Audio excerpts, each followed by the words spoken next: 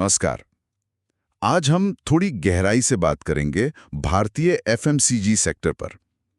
मतलब जो रोजमर्रा के इस्तेमाल की चीजें हैं, उनका बाजार 2025 में कैसा दिख सकता है। हाँ, ये सेक्टर हम सबकी जिंदगी से जुड़ा है और इकोनॉमी के लिए भी बहुत ज़रूरी है। बिल्कुल।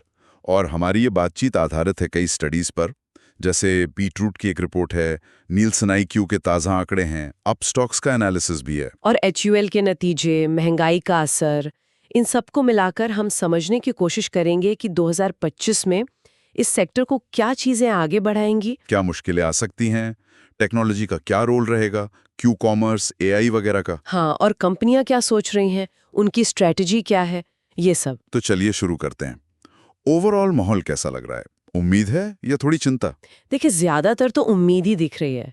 बीटरूट सर्वे में करीब 43% लीडर्स का मानना है कि 2025 में ग्रोथ 2024 से भी तेज होगी। अच्छा। हाँ, और एनआईक्यू के जो पहले क्वार्टर के आंकड़े हैं, वो भी 11% की वैल्यू ग्रोथ दिखा रहे हैं पिछले साल के मुकाबले।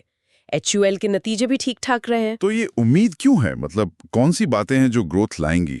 बीटरूट सर्वे में सबसे ऊपर आया छोटे शहरों और गांवों में बिजनेस फैलाना। करीब 56% लीडर्स इस पर फोकस कर रहे हैं। ये तो लॉजिकल लगता है, क्योंकि बड़े शहरों में तो कंपटीशन बहुत है। बिल्कुल। फिर दूसरे नंबर पर है क्यू कॉमर्स और ई कॉमर्स, मतलब ये जो फटाफट डिलीवरी वाली एप्स हैं।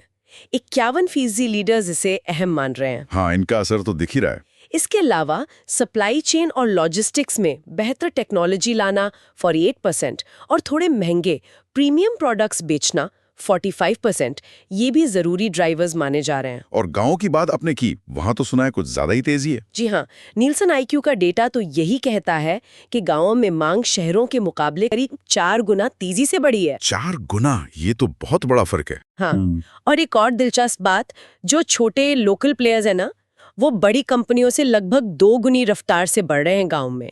अच्छा, तो मतलब एचयूएल, डाबर जैसी बड़ी कंपनियों को भी फायदा होगा अगर गांव में डिमांड बढ़ती रही। बिल्कुल, अपस्टॉक्स का भी यही मानना है। लेकिन हाँ, जहां मौके हैं वहां मुश्किलें भी हैं। हाँ, वो तो है। क्या है सबसे बड़ी चिंताएं? बीटरूट सर्वे में सबसे बड़ी चिंता 63% लीडर्स ने कहा कच्चे माल मतलब रॉ मटेरियल की बढ़ती लागत है। ये मार्जिन पर असर डालता है। और फिर तगड़ा कंपटीशन तो है ही 49%, और ये जो नए मॉडल आ रहे हैं जैसे EB2B, क्यू कॉमर्स, इनकी वजह से डिस्ट्रीब्यूटर और दुकानदारों के साथ थोड़ी अनबन भी हो रही है 42%। अच्छा, मतलब पुराने और नए तरीकों में टकराव। कुछ वैसा ही, और थोड़ी आर्थिक अनिश्चितता का डर भी है 36%। और महंगाई, उसका असर तो साफ दिख रहा होगा, है ना? हाँ बिल्कुल, अपस्टॉक्स कहता है कि शहरी मांग पर, खासकर जो गैर जरूरी खर्चे हैं, उन पर असर पड़ा है। CPI का अनुमान भी बढ़ा है। लोग क्या कर रहे हैं फिर? रिपोर्ट्स यही बता रही हैं कि लोग अब ज्यादा मोल भाव कर रहे हैं, ब्रांड बदल रहे हैं, या फिर छोटे पैक या सस्ते ऑप्शन देख रहे हैं। एचयूएल के मार्जिन पर भी असर पड़ा है शायद। हाँ, उनका EBITDA मार्जिन थोड़ा कम हुआ है क्योंकि वो निवेश ज्यादा कर रहे हैं। ये एक तरह की स्ट्रैटेजी भी है। समझ गया। अब जरा ट्रेंड्स पर आते हैं। क्यू कॉमर्स और ई कॉमर्स का जिक्र हुआ, ये कितने बड़े ड्राइवर हैं? बहुत बड़े। बीटरूट सर्वे में ज्यादातर लीडर्स मानते हैं कि इनसे रेवेन्यू बढ़ेगा, और NIQ कह रहा है कि बड़े शहरों में ये ऑफलाइन मतलब किराना दुकानों की बिक्री पर असर डाल रहा है। लेकिन किराना दुकानें, क्या वो खत्म हो जाएंगी? वो तो हमारी एफएमसीजी सेक्टर की रीढ़ हैं। सही कहा आपने। 1.5 करोड़ से ज्यादा दुकानें, 85-90% बिक्री वहीं से होती है।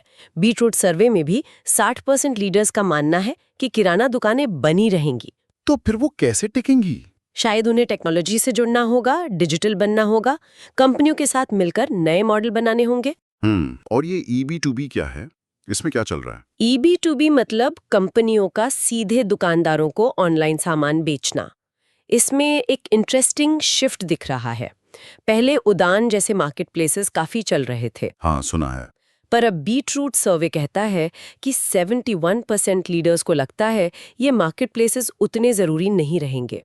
62% अपनी खुद की EB2B ऐप या वेबसाइट बनाने पर जोर दे रहे हैं। अरे, ऐसा क्यों? शायद मार्केट प्लेस में डिस्ट्रीब्यूटर्स से दिक्कतें आती हैं, हर जगह पहुंच नहीं होती, भरोसे की कमी होती है। अपना चैनल होने से कंट्रोल रहता है, दुकानदारों से सीधा रिश्ता बनता है, और सबसे जरूरी, सारा डेटा कंपनी के पास रहता है। डेटा, हाँ, वो तो आजकल सोना है। और AI, आर्टिफिशियल इंटेलिजेंस, उसका क्या रोल है? उसे तो बहुत बड़ा गेम चेंजर माना जा रहा है। 41% लीडर्स ऐसा मानते हैं। उम्मीद है कि इससे सेल्स टीम की प्रोडक्टिविटी बढ़ेगी 58%, कस्टमर और पार्टनर से जुड़ाव बेहतर होगा 53%, नए प्रोडक्ट लॉन्च ज्यादा सफल होंगे 52%। कैसे?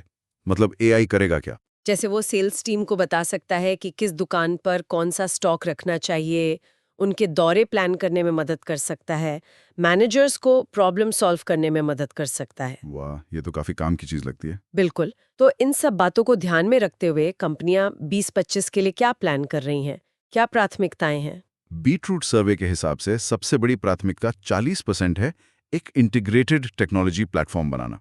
मतलब सेल्स, डिस्ट्रीब्यूशन, रिटेलर ऐप सबको जोड़ना, ताकि डेटा एक जगह आए और बेहतर फैसले लिए जा सके। हाँ, डेटा साइलोज मतलब अलग-अलग बिखरा हुआ डेटा एक बड़ी प्रॉब्लम है। उसको ठीक करना जरूरी है। इसके बाद एआई अपनाना 27%, फिर सारा डेटा एक जगह लाने के लिए डेटा लेक बनाना 14%। और अपने E-B2B चैनल को सप्लीमेंट्री बनाना 10% और D2C मतलब direct to consumer channel develop करना 9%। ये भी लिस्ट में है। HUL का आपने जिक्र किया था, उनके नतीजे क्या बताते हैं? हाँ, संक्षेप में देखें तो Q1 FY26 में उनका प्रदर्शन अच्छा रहा। रेवेन्यू करीब 5% और वॉल्यूम 4% बढ़ा। ब्रोकरेज भी उनके शेयर को लेकर पॉजिटिव है। उनकी स्ट्रेटेजी क्या है? वो अपने पोर्टफोलियो में बदलाव कर रहे हैं, निवेश बढ़ा रहे हैं और खासकर ग्रामीण रिकवरी का फायदा उठाने पर फोकस कर रहे हैं। उन्होंने 22-23% ईबीटा मार्जिन का गाइडेंस दिया है। कोई नया इनोवेशन? हाँ, उनकी एक स्मार्ट फोम टेक्नोलॉजी है जिससे कपड़े धोने में पानी कम लगता है। ये एक अच्छा उदाहरण है। तो कुल मिलाकर 2025 भारतीय एफएमसीजी के लिए कैसा दिख रहा है? एक मिक्स पिक्चर। हाँ, कह सकते हैं। उम्मीदें हैं खासकर ग्रामीण ग्रोथ और टेक्नोलॉजी को लेकर। क्यू कॉमर्स, एआई, EB2B ये सब अहम होंगे। लेकिन चुनौतियां भी हैं। महंगाई, कंपटीशन और डेटा का सही इस्तेमाल करना बहुत जरूरी होगा। बिल्कुल। और किराना दुकानें वो महत्वपूर्ण बनी रहेंगी, पर उन्हें भी बदलना होगा, टेक्नोलॉजी को अपनाना होगा। तो आखिर में श्रोताओं के लिए सोचने वाली बात क्या है? ये कि जैसे जैसे टेक्नोलॉजी पारंपरिक तरीकों को बदल रही है, भविष्य में किराना दुकानों और इन नए डिजिटल चैनलों के बीच कैसा बैलेंस बनेगा और कौन सी नई खोजें या रणनीतियां होंगी जो इस बदलते डायनामिक बाजार में कंपनियों को आगे रखेंगी और विजेता बनाएंगी? ये देखना दिलचस्प होगा।